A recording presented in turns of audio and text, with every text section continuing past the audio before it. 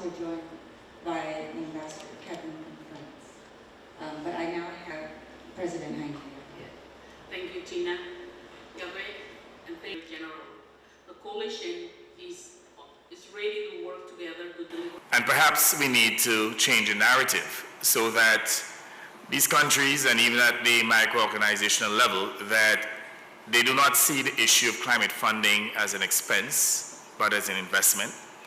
And also to address this inverted morality in which those who contribute to funding climate change, that they see it as a random act of charity, not recognizing that they have an obligation, a moral obligation to provide funding, especially the historical emitters and even those who currently have large emissions.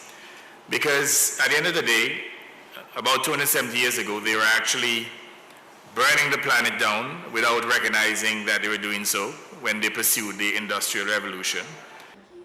My name is Kate Abner. I'm a journalist from Reuters.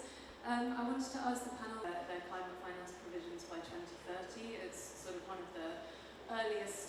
I will communicate with President-elect Trump about the importance to our shared security as they are bases in the Marshall Islands of taking the climate crisis seriously. I think, as I said, the Paris Agreement is a robust process. We don't think that the election result will necessarily put a stop to the process that is underway. In the United States, states and cities are already actively moving this process forward.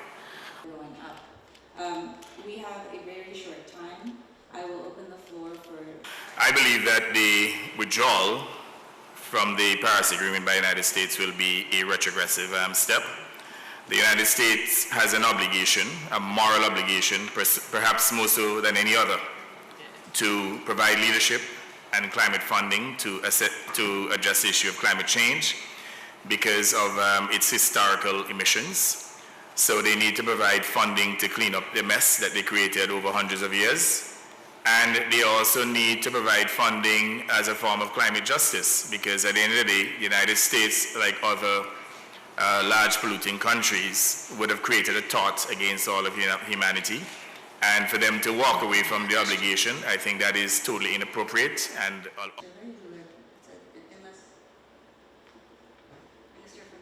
It's true. Paris Agreement still lives. It's still strong. It's actually delivering for countries because it is the way forward to a better economy.